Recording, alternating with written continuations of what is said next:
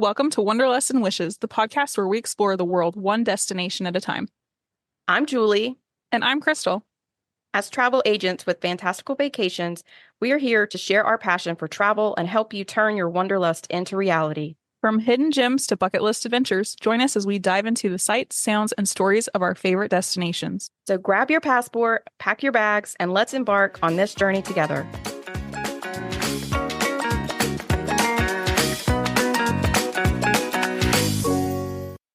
Hi, everybody. Welcome to episode 98 of Wanderlust and Wishes. This week, we're going to talk about rope drop strategy for 2026, but specifically for Magic Kingdom. We're going to get down and dirty with Magic Kingdom details. We have a couple of things that we want to chat through just news-wise that's happened this week. There are a couple of cruise announcements. The Disney Believe was named, which is the fourth cruise ship in the Wish series. So that's the Wish, the Treasure, the Destiny, and now it will be the Believe. It is supposed to be setting sail in the fall, winter of 2027. We also have Royal Caribbean. They just released that the Hero of the Seas, which is part of the Icon series, which is the gigantic floating cities cruise ships.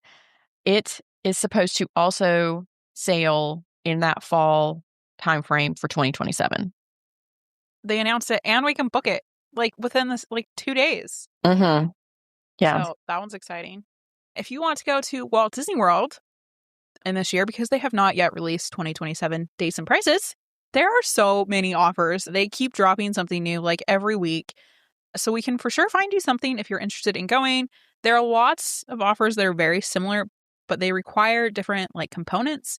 So it really takes some know-how and digging. If you are interested, reach out. Didn't you just have one that you're looking over with free dining, or with kids free dining? There's so many very Yeah. I was just telling Krystle that I was talking to a good friend and also a client that I help with Walt Disney World pretty much every year, and we were going back and forth about the promotions for this. She wants to go in the October timeframe, and we were talking about the free dining, and there was another promotion that kind of overlaps with it, and I was like, well, you can do one or the other. You can't double dip with those particular promotions. And she's like, well, I'm looking at it right now, and I'm seeing free dining, and I was like, well, can you send me a screenshot? And when she sent me the screenshot, I was like, oh, I got you. There is, for the entirety of 2026. Kids can dine free if there's an adult on the reservation that has whatever that dining plan is. So everybody was really confused at first during the conversation. I was like, that's a totally different promotion. There's different requirements, like Krystle was saying, with the free dining for the whole family, if you wanted to do that, or for the whole group on the reservation, you do have to have a park hopper ticket, and you have to go so many days and that kind of thing. With the free dining for kids, it's just if you have a package and you're traveling with kids and you get it, they'll get a free one of the same type.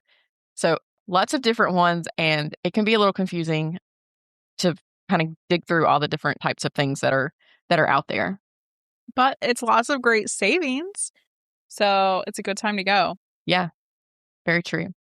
Okay. Do you want to dig down into this topic? I'm ready. Yeah. This is our favorite, one of our favorite topics to talk through. So one of the things I think people say rope drop a lot. We say rope drop a lot, but we don't necessarily always explain what it is. We just kind of assume that people know what it is. It's not really just about getting there early.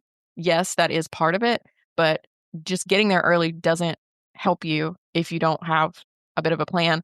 So, you can get there early and you still end up waiting for the first ride because you picked the wrong ride or you didn't get there early enough. Making sure that you know what to do when you do get there is just as important as getting there early. And you can really knock out a couple of the bigger headliner rides before 10 o'clock. Rope drop in 2026 is a little more complicated than people expect. We add on early entry, which different lands opening at different times, people being let into the park before rides even start. So we're just going to break it down a little bit, what rope drop actually means, how it works at Magic Kingdom because it's different than other parks, and what you should actually be doing. As I mentioned, rope drop is not just about being there when the park opens. If the park opens at 9 o'clock and you get there at 9 o'clock, you're already behind. Disney doesn't just hold everybody outside and then open up the gates, like Krystle was saying. So there's the time that the park opens, and then there's early entry. So they start letting people in even before early entry time. So if early entry is at 8:30 because the park opens officially at 9 to everyone else, they could still let people in that don't have access to early entry down Main Street. They're still going to be there. They're just not going to have access to anything but Main Street.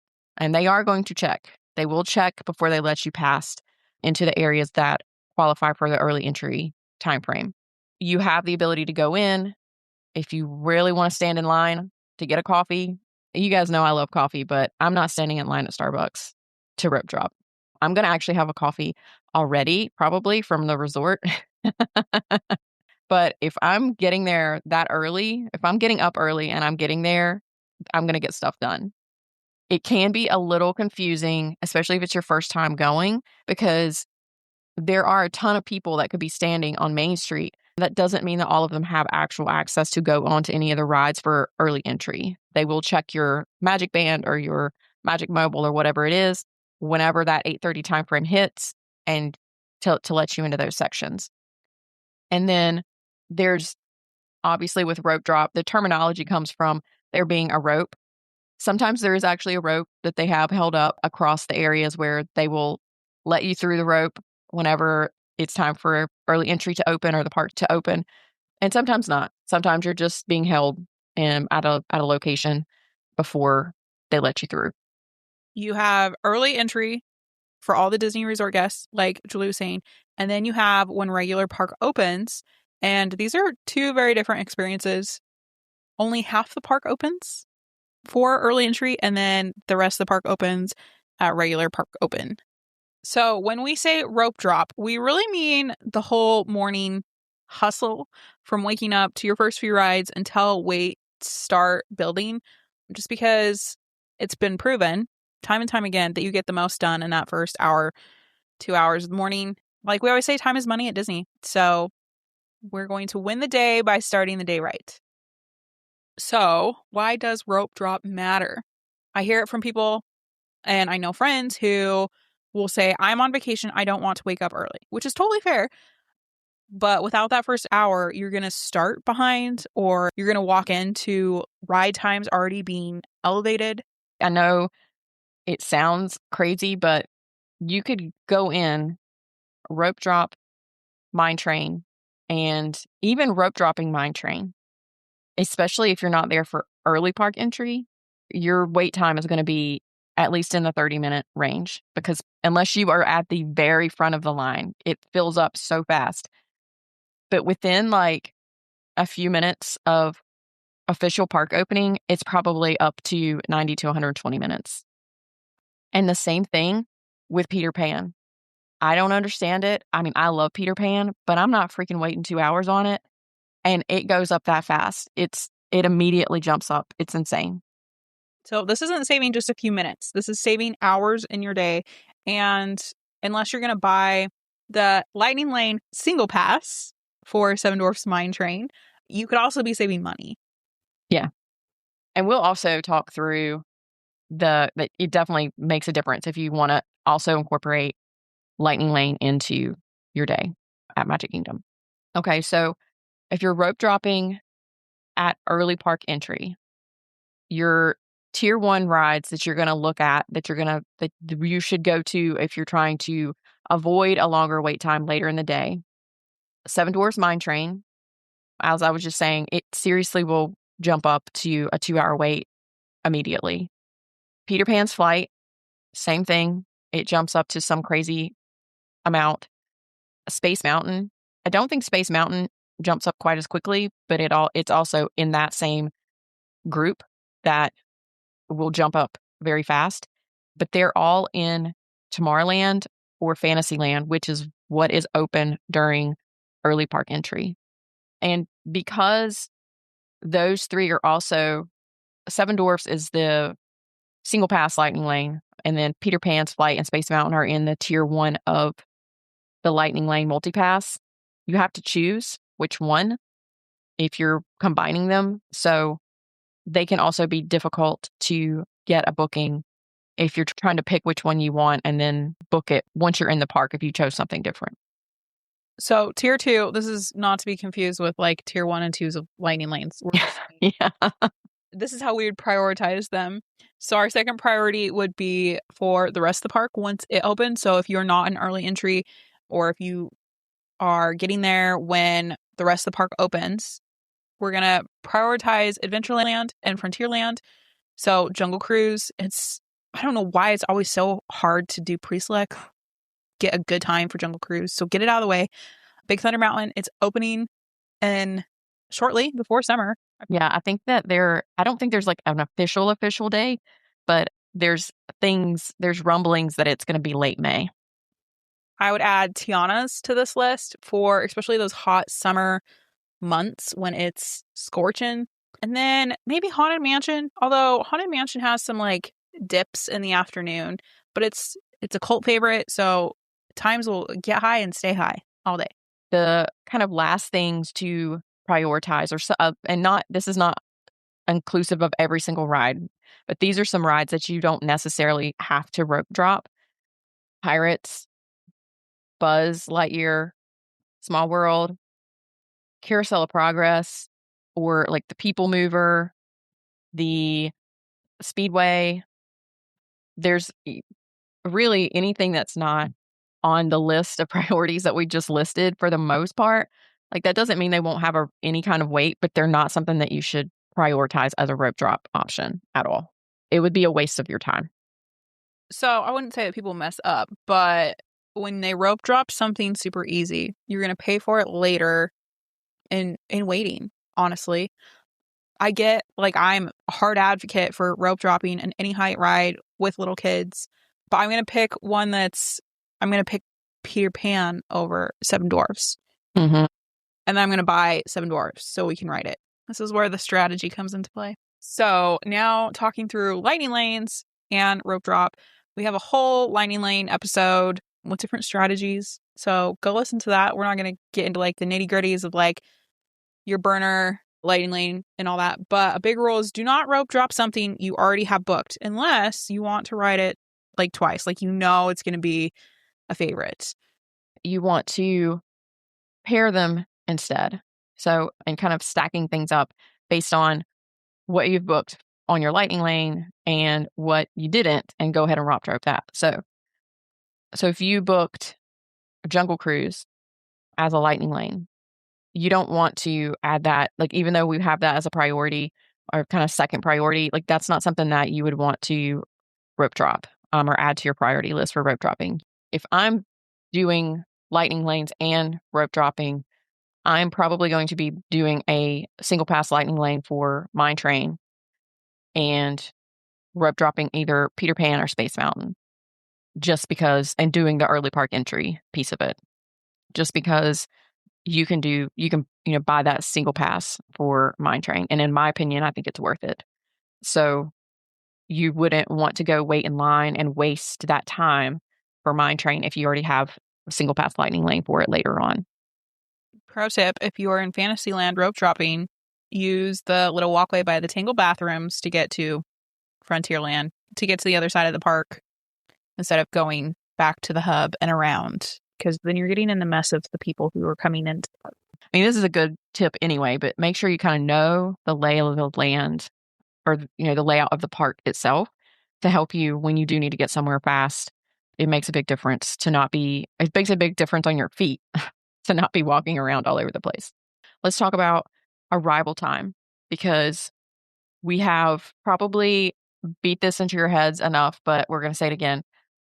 Transportation takes a long time at Disney World. Disney World is big, and you need to allot sufficient time to get to where you want to be. Just because it's early doesn't mean that other people are not using the transportation. On the flip side of that, there's actually everybody else that's trying to rope drop is going to be on the transportation. So you need to be thinking about that. You want to get to your transportation, be there an hour before early entry.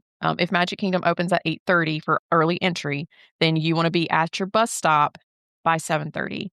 Transportation is supposed to start running at least an hour before early park entry time. So you should be there and ready for that, basically that first bus to come around.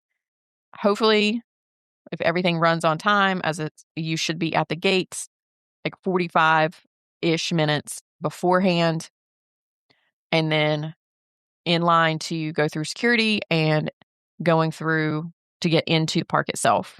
And then you'll be on Main Street. And depending on where you're going, you want to get in line either at the Fantasyland entrance for early park entry or the Tomorrowland entrance for early park entry. Have your Magic Band or your Magic Mobile or Key to the World card, whatever it is that you're using, have at least one person has to be ready to scan it. They'll scan it for the one person and they'll let everybody else in your party in. But someone has to scan it in to show that you're eligible for early park entry to let you through.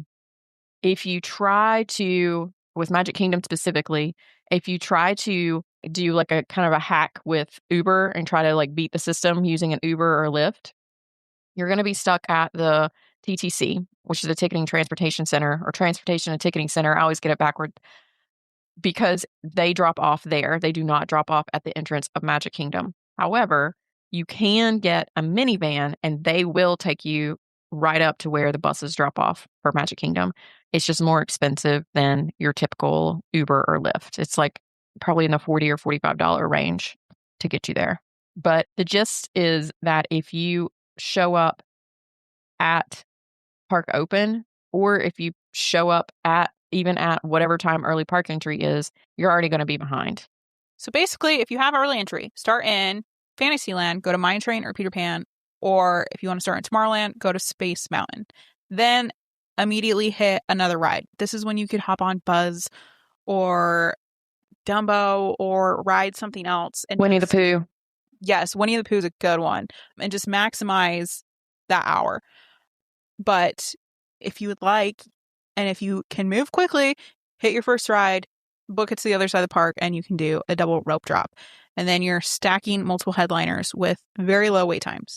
If you head to Peter Pan, make sure you park your stroller by the carousel, because if not, they will send you back because there's no stroller parking over by Peter Pan, and you lose precious time.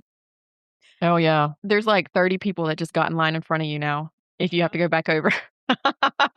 So I'm like grabbing a kid on the go, and John's like rolling the stroller into the parking, and we just don't stop walking.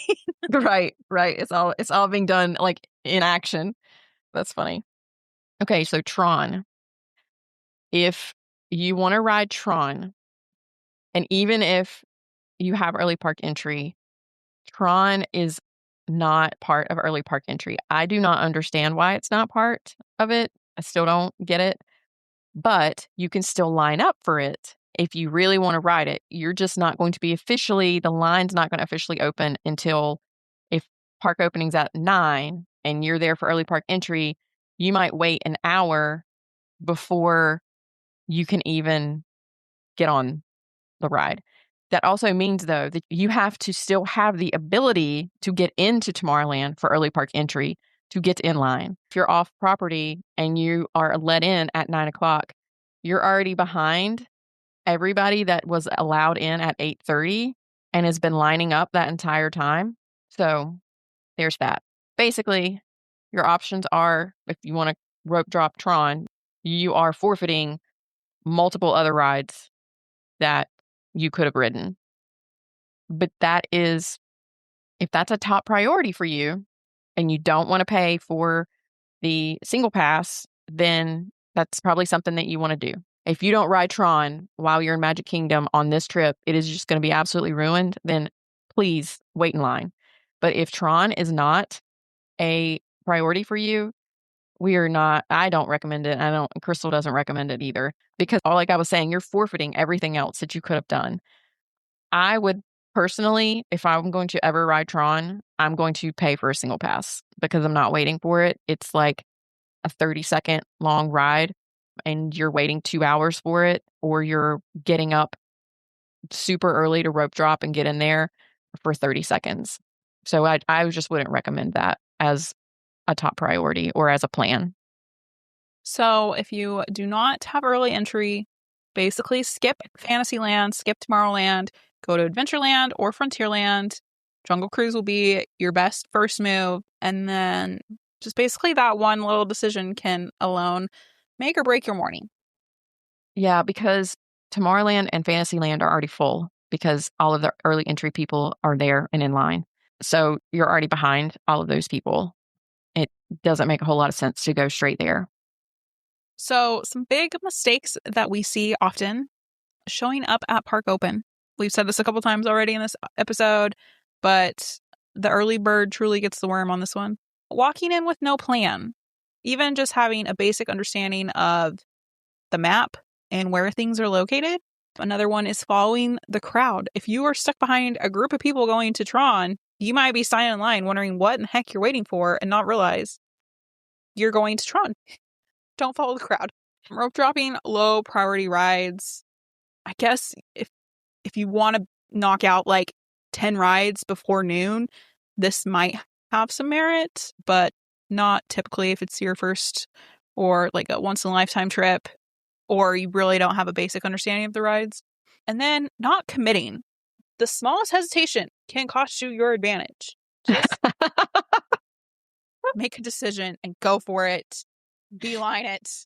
And I think the whole like no plan thing. So we've talked about like kind of that initial rope drop, like where you pick where these particular rides are the ones that you should rope drop like initially, but you also want to have a priority list of what you want after you do those first couple of rides, because that can make a big difference too. Because if you're just standing there, what do you want to do? I don't know. What do you want to do? I don't know. What do you want to do? Like, you're going to waste that time too.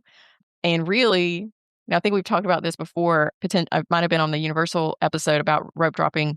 Rope dropping is that first couple of crucial hours. So it's you rope drop your top priority ride. You get on, your Peter Pan, and then you get Space Mountain because you have early park entry. And then where are you going next? Are you going to another ride? Are you going to stick to Fantasyland and ride Pooh, and then maybe go around to Ariel's grotto behind? I can't remember the name of the actual ride itself.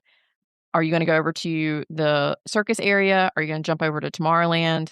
Because it's all kind of right there in the same area so that you're not like crossing over the park. Or is it a priority for you to jump over and do Jungle Cruise because that's something that you want? And I don't think that line ever goes back down once it gets up in the morning.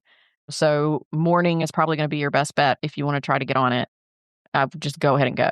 The same thing with like Tiana's. It's probably only going to get worse throughout the day unless you wait until like the very end of the night to do those rides. We kind of talked about this, or Krystle mentioned it in the beginning. What if I don't want to get up early? What if I don't want to be rushing around? Like, I'm on vacation. And that's okay.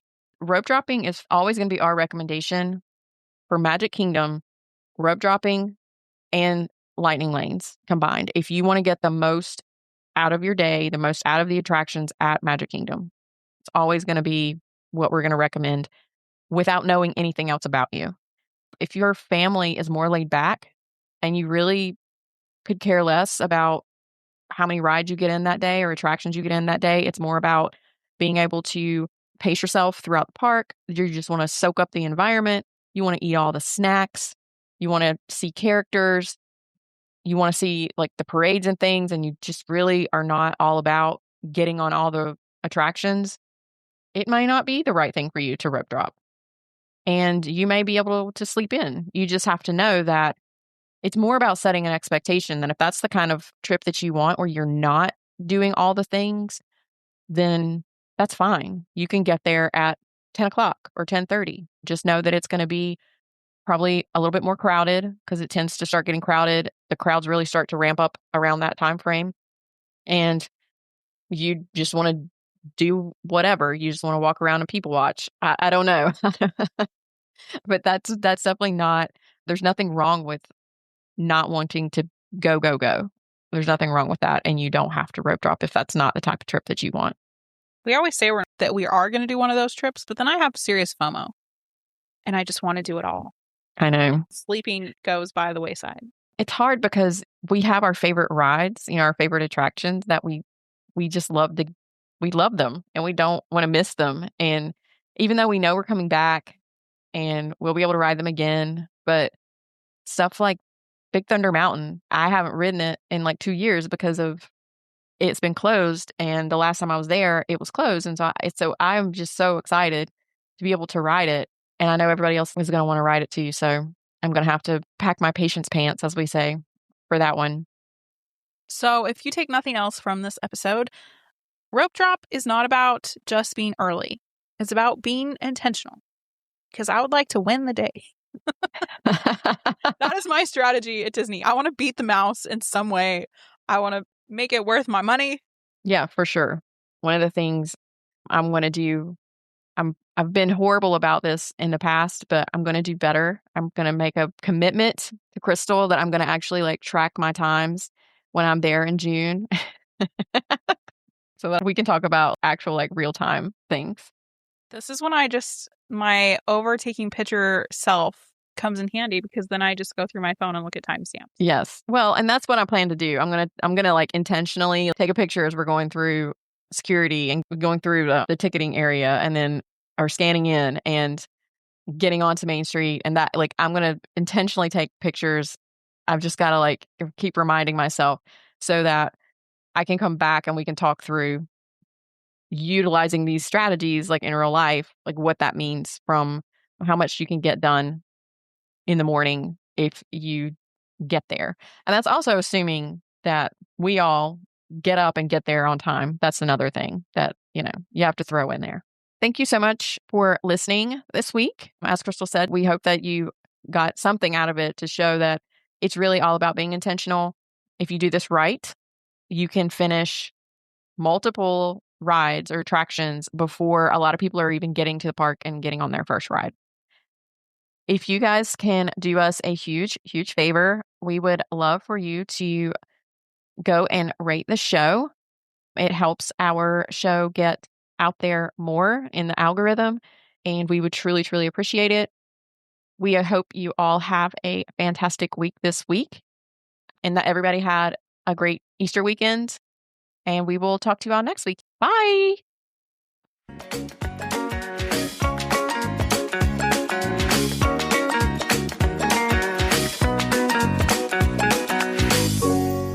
Thanks for tuning in to another episode of Wanderlust and Wishes.